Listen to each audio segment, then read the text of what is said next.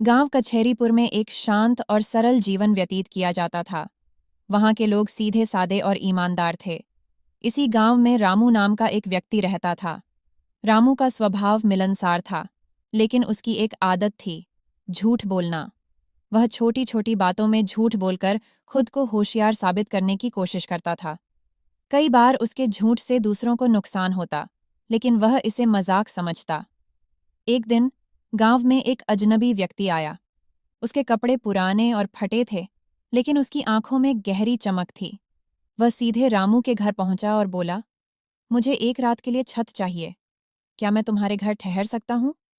रामू ने बिना कुछ सोचे हाँ कह दी, लेकिन मन में यह सोच रहा था कि सुबह इस आदमी से कुछ काम करवा लेगा।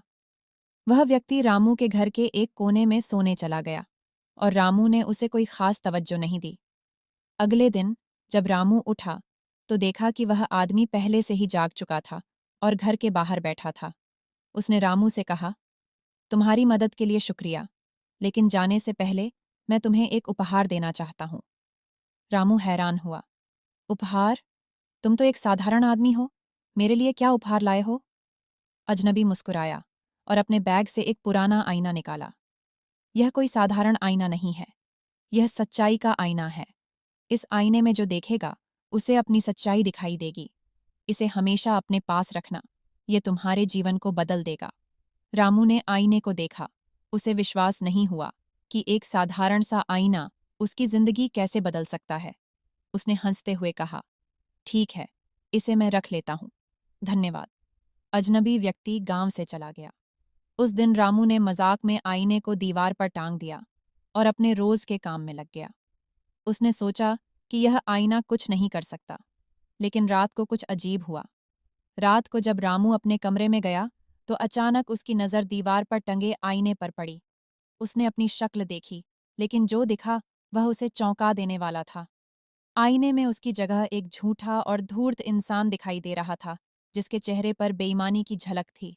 रामू घबराकर पीछे हट गया। ये क्या हो रहा है? ये मैं नहीं हूं, उसने खुद से कहा। लेकिन आईना सच्चाई दिखा रहा था। रामू ने ध्यान से देखा और उसे याद आया कि उसने कितने झूठ बोले थे। वह धीरे धीरे समझने लगा कि यह आईना उसे उसकी असली पहचान दिखा रहा है। उस रात रामू सो नहीं पाया। अगले दिन उसने फैसला किया कि वह अब झूठ नहीं बोलेगा, लेकिन पुरानी आदतें इतनी जल्दी नहीं बदलतीं।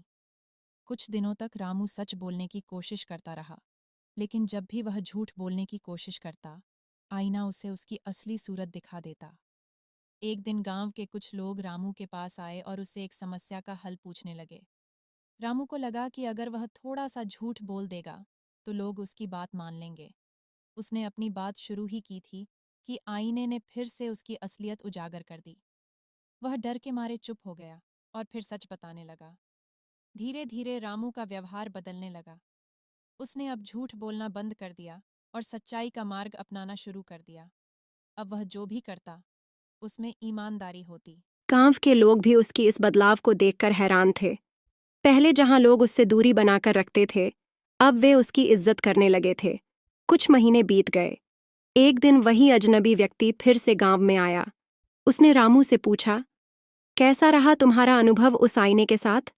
रामू ने मुस्कुराते हुए कहा, उस आईने ने मेरी जिंदगी बदल दी।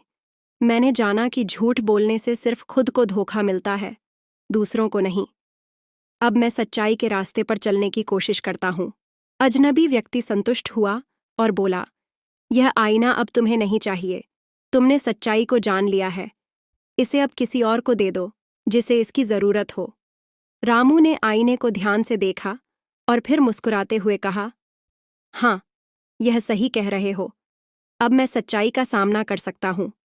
उसने आईने को गांव के स्कूल में जाकर रख दिया, ताकि बच्चों को यह सिखाया जा सके कि सच्चाई सबसे बड़ा गुण है। अब वह आईना गांव में सच्चाई का आईना के नाम से प्रसिद्ध हो गया।